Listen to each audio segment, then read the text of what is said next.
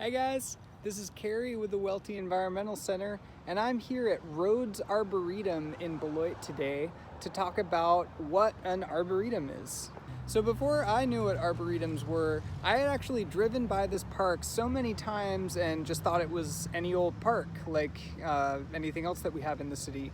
But it turns out an arboretum is an area where specific specimens of trees are planted, so we are able to kind of walk around and see what the different trees look like. Think like a tree museum. So arboretums are important because they play a big role in raising public interest and awareness in the different types of trees that they have here, as well as providing kind of a little bit of a catalog of the trees that you might find in the area.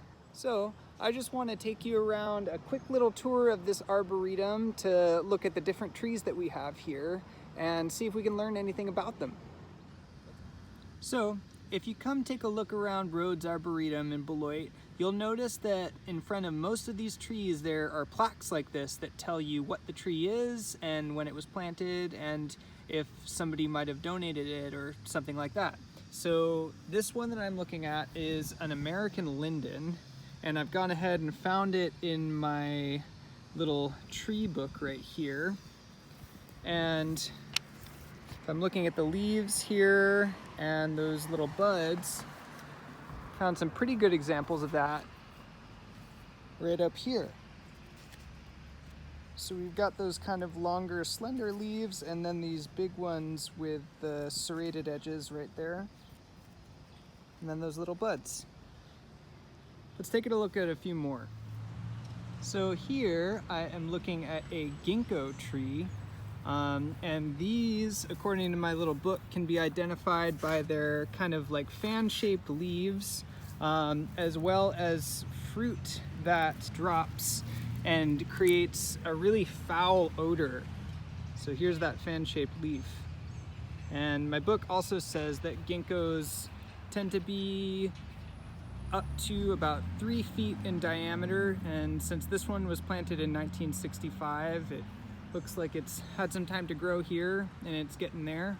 And they can be up to 100 feet tall, which I'm not super great at judging from sight, but this tree is looking pretty tall to me. Okay, now I am looking at a native hawthorn that was planted in 1966, and as you can see, it looks pretty small for a tree planted so long ago, but it looks like it was cut down, see the stump there, a while ago and trimmed, but it's still kicking along here. And I looked in my book, and it seems like the frosted hawthorn is one of the hawthorns that is native to Wisconsin. And characteristic of most different types of hawthorns are these thorns here. So that is our potentially frosted hawthorn.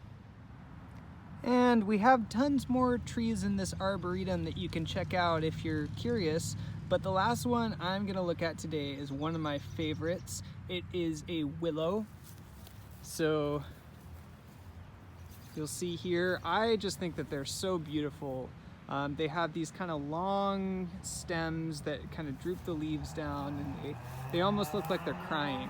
They're a very poetic tree, in my opinion. And my book is saying that one of their characteristics is that they have alternate leaves. So as you'll see here, the leaves kind of alternate from side to side as they grow down the stem, and their leaves tend to be longer rather than broad. So that's another thing you can see in this willow here. So thanks for coming along this arboretum tour with me today. If you haven't already, I strongly suggest getting out to Rhodes Arboretum right here in Beloit to check out some of these trees for yourself. They are just so beautiful. It's the perfect spot for a picnic or something like that on a nice sunny day like this. So thank you so much, and see you next time.